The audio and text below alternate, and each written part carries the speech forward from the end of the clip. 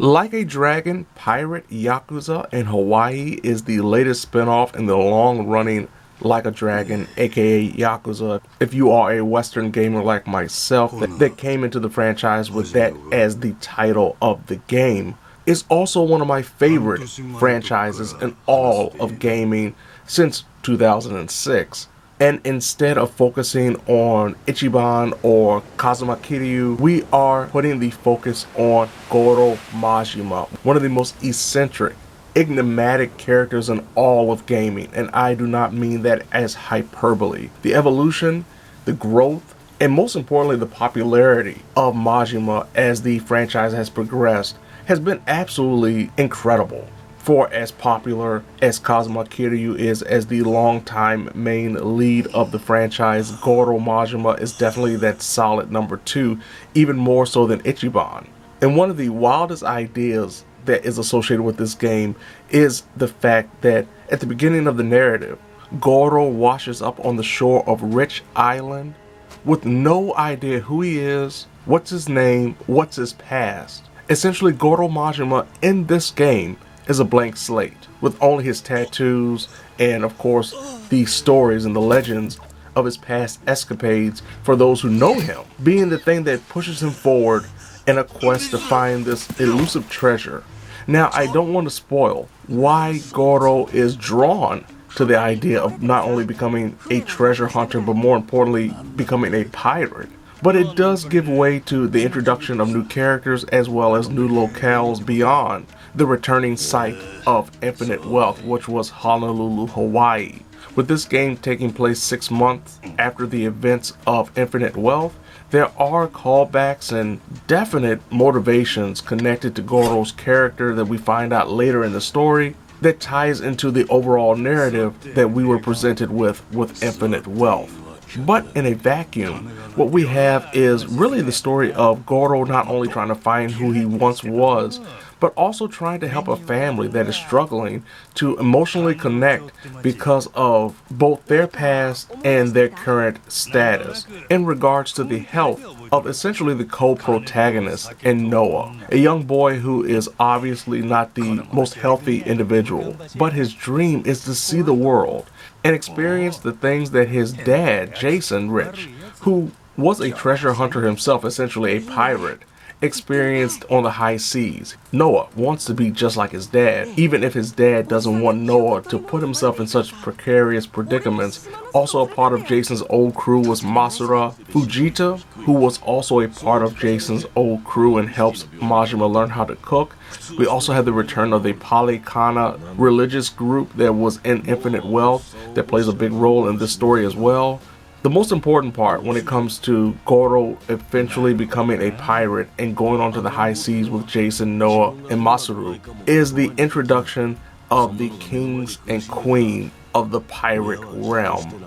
Even though they are presented as villains, essentially they are just glorified treasure hunters who have been able to build up enough wealth to make their own land, their own playpen, if you will, known as Mad Atlantis.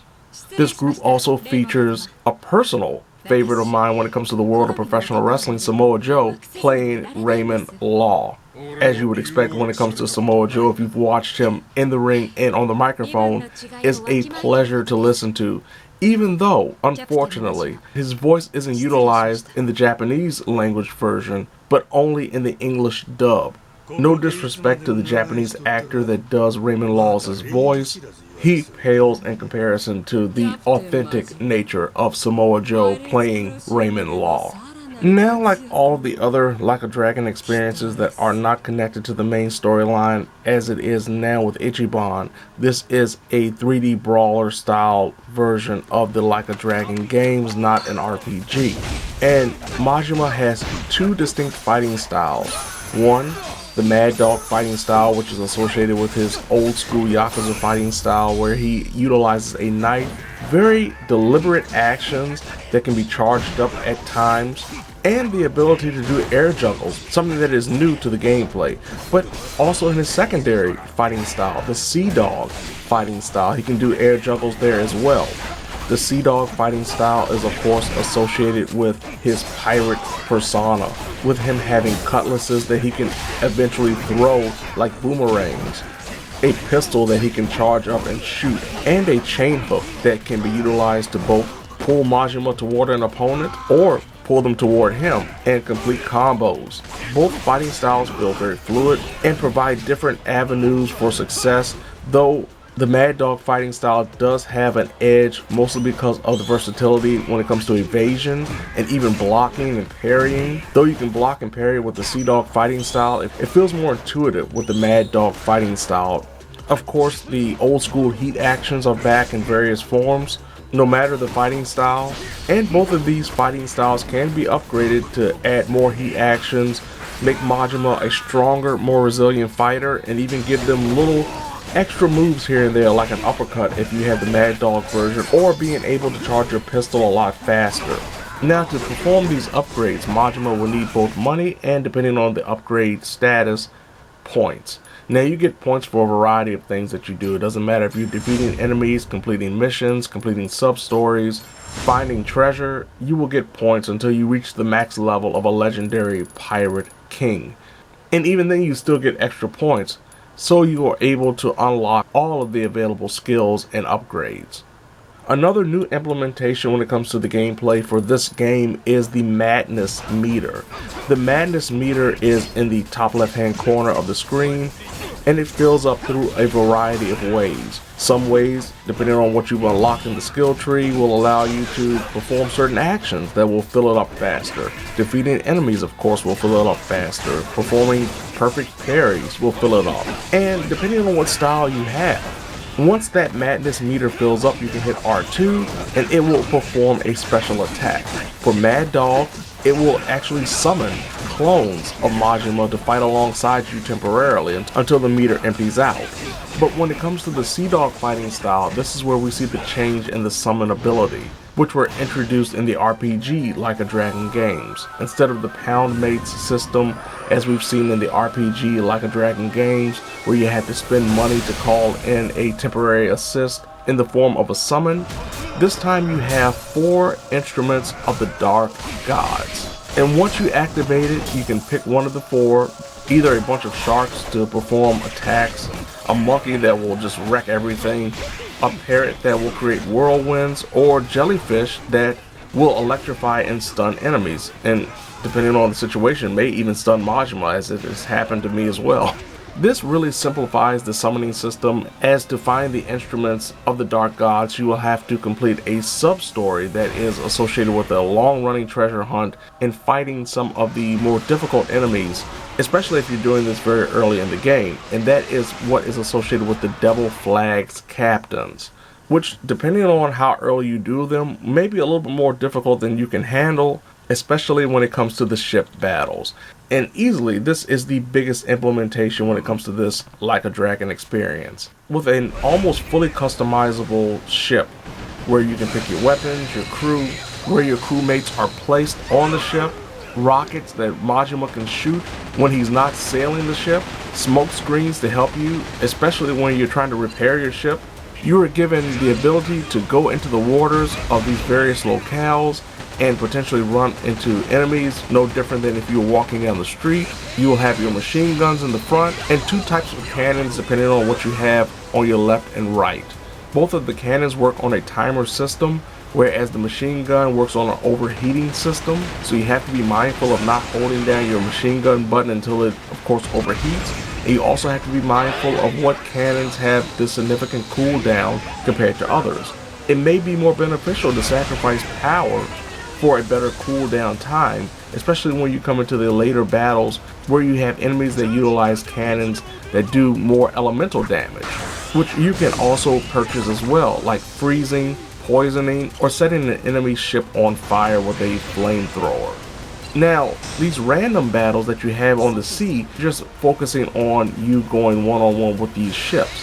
Whereas the grandiose battles, some of the Colosseum battles associated with Mad Atlantis, but most importantly when it comes to getting those Dark God instruments, when you take on the Devil Flags as captains, once you're able to deplete their health on their ship, you will board the ship and you will go into a battle where utilizing the characters that you placed in your battle brigade as your support system, and depending on who you have for your subordinates that are leading these characters, they will dictate what kind of buffs you may have as long as you fill up the meter at the bottom of the screen by defeating enemies and lasting long enough to survive.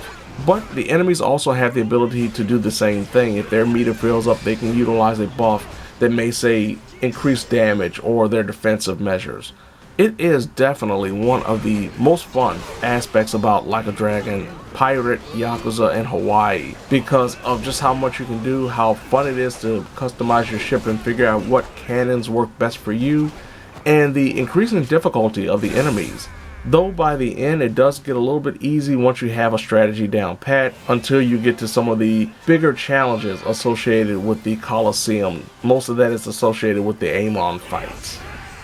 One of the bigger negative aspects about the game's presentation is not just the usage of recycled environments and assets, but also recycled content and ideas, especially when it comes to the mini games like Crazy Delivery or the Sicko Snap.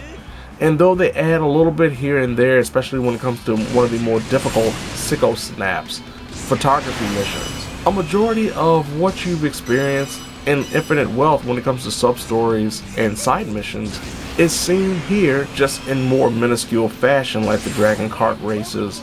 There are a few highlights when it comes to the sub-stories, and I don't want to spoil them, but I will say that trying to do the quote-unquote dating game in this version of Yakuza provides one of the most incredible, hilarious live-action sequences, honestly, in the history of video games.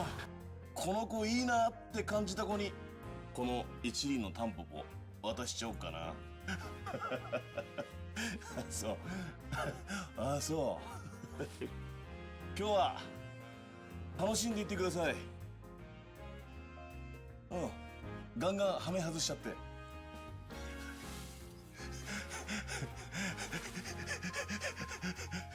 いいね、いいね。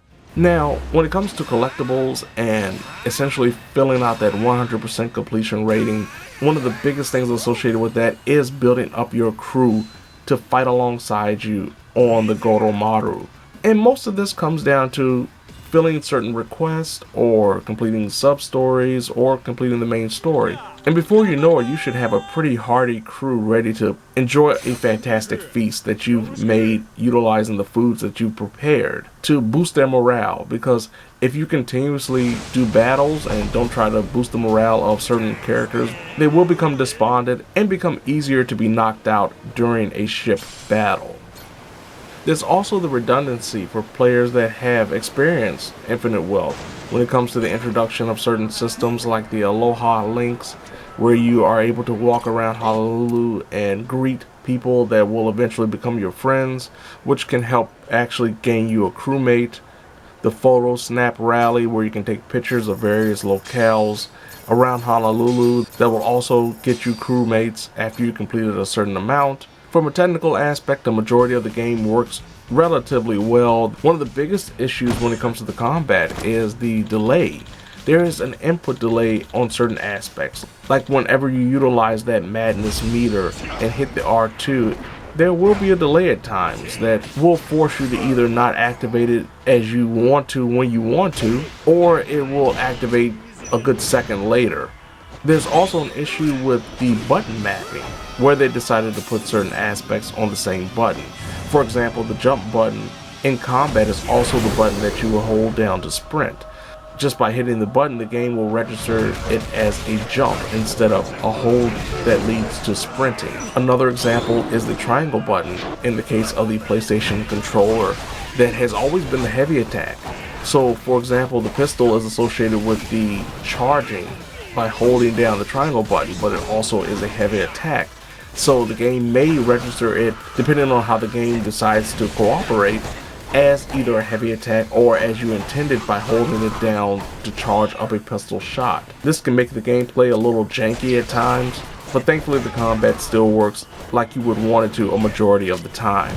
Overall, Like a Dragon, Pirate Yakuza in Hawaii is actually a bigger, grander experience than expected. Even with the promotion of it being bigger than Gaiden, I didn't expect it to be as grandiose even with the environment.